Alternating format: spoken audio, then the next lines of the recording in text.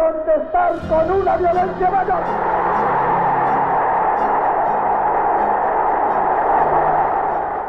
La consigna para todo peronista. ক্ষমতাচ্যুত হওয়ার পর নির্বাসিত 18টা বছর কেটেছে দেশে দেশে। জীবন সায়াহ্নে আবারও অদৃষ্টের চমক। বনবাস ছেড়ে সোজা মসনদে, যাকে বরণ করে নিতে জড়ো হয় 30 লাখ জনতা। রাজনীতির পালাবদলের বৈচিত্র্যময় ইতিহাসে ক্ষমতাচ্যুত হবার এত দীর্ঘ সময় পরও এভাবে প্রত্যাবর্তন যে অসম্ভব, অবাস্তব। এমন ঘটনা একবারই ঘটেছিল। 1973 সালের মার্চে রাষ্ট্রপতি হয়ে দেশে ফিরে এসেছিলেন আর্জেন্টিনার রাজনৈতিক কিংবদন্তি হুয়ান পেরন। জনতাবাদী ও কর্তৃত্ববাদী রাষ্ট্রনায়ক হুয়ান পেরন বহুল আলোচিত পেরোনিস্ট আন্দোলনের প্রতিষ্ঠাতা। বিংশ শতকের মধ্যভাগে আর্জেন্টিনার বিশেষ অর্থনৈতিক ও রাজনৈতিক প্রেক্ষাপট থেকে জন্ম হয়েছিল পেরনবাদের। শ্রমিকদের জন্য অর্থনৈতিক ও সামাজিক সুবিধা দিয়ে জনগণের মধ্যে ব্যাপক জনপ্রিয় হয়ে ওঠেন তিনি। আর্জেন্টিনায় গ্রহণযোগ্যতা পেলেও পেরনের রাজনৈতিক দর্শন স্থিতিশীল ছিল না। বিরোধী মত দমনেও তার ভূমিকা ছিল নিন্দনীয়। রাজনৈতিক জীবনের প্রথম দিকে পেরন ফ্যাসিবাদ দ্বারা প্রভাবিত ছিলেন। বেনিতো মুসোলিনি ছিলেন তার রাজনৈতিক আদর্শ। তবে দ্বিতীয় বিশ্বযুদ্ধের পর তার রাজনৈতিক গতিপথ সমাজতন্ত্রের দিকে ঝুঁকে পড়ে।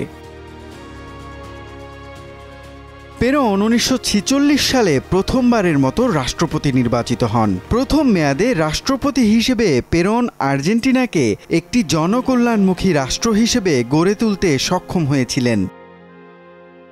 পুঁজিবাদ ও সমাজতন্ত্রের মিশেলে মিশ্র অর্থনীতি প্রতিষ্ঠা করেছিলেন তিনি। রেল ও ব্যাংকিং সেবাকে জাতীয়করণ করেছিলেন।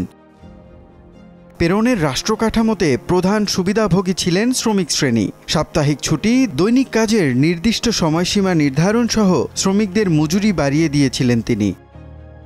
সামাজিক বৈষম্য মোকাবেলায় এবং শ্রমিক শ্রেণীর কল্যাণে পেরন রাষ্ট্রীয় হস্তক্ষেপকে অপরিহার্য বলে মনে করতেন। দুই পরাশক্তি যুক্তরাষ্ট্র ও সোভিয়েত ইউনিয়নের সাথে ভালো সম্পর্ক থাকার সুবাদে শীতল যুদ্ধের সময়েও দেশের অর্থনীতি স্থিতিশীল রাখতে পেরেছিলেন তিনি। পেরনের সমস্যা শুরু হয় তার দ্বিতীয় মেয়াদে 1952 সালে। একই বছরে মারা যায় স্ত্রী ইভা। পেরনের রাজনৈতিক জীবনে ইভার জনপ্রিয়তার প্রভাব ছিল বেশ গুরুত্বপূর্ণ।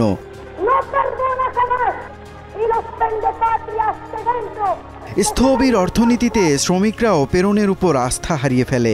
সেই সুযোগে রক্ষণশীল বিরোধীরা তার অর্থনৈতিক ও সামাজিক নীতিগুলি নিয়ে প্রচারণা চালায়। পতিতাবৃত্তি ও বিবাহ বিচ্ছেদকে বৈধ করার চেষ্টা আর্জেন্টিনায় পেরনের রাজনৈতিক ভবিষ্যৎকে একেবারে খাদের কিনারায় নিয়ে যায়।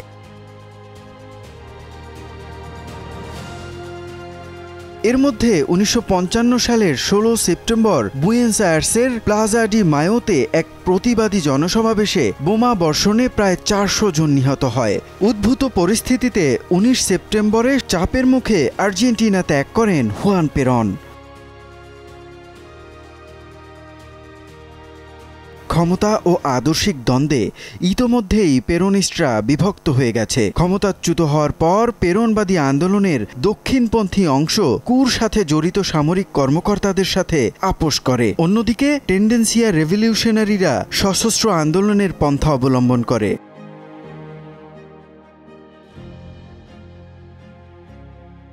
এক্ষেত্রে গুরুত্বপূর্ণ ভূমিকা নিয়েছিল মুভমেন্তো পেরোনিস্তা মন্তনেরো, যারা মন্তনেরো নামে পরিচিত ছিল। কমিউনিস্টদের সঙ্গে হাত মিলিয়ে সামরিক সরকারের বিরুদ্ধে সমগ্র 60-এর দশক জুড়ে সংগ্রাম চালিয়ে যায় এই মন্তনেরোরা। মূলত তাদের এই আন্দোলন সংগ্রামে ভর করেই স্বদেশ প্রত্যাবর্তন হয় হুয়ান পেরনের।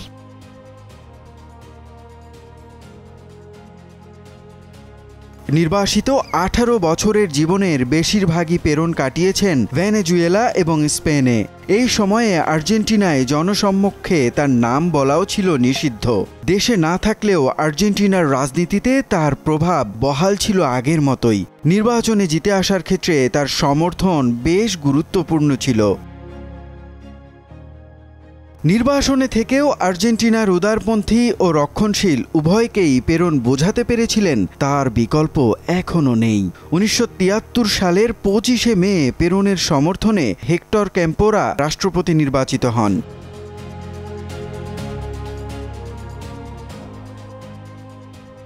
এক মাসের ব্যবধানে স্পেন থেকে উড়ে আসেন পেরন। তবে তার ফিরে আসা পরিণত হয় ট্র্যাজেডিতে।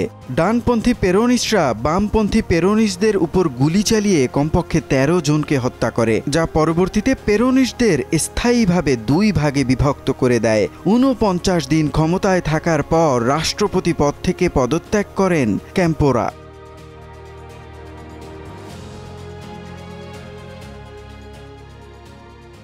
বিশাল জনসমর্থন নিয়ে তৃতীয়বারের মতো প্রেসিডেন্ট হিসেবে নির্বাচিত হন হুয়ান পেরন। মাত্র ১ বছর ক্ষমতায় থাকার পর ১৯৭৪ সালের ১ জুলাই হৃদরোগে আক্রান্ত হয়ে মারা যান তিনি।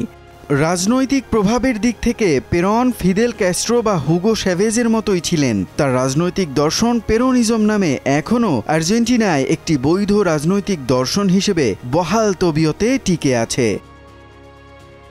মুনিম রাব্বি, যমুনা নিউজ।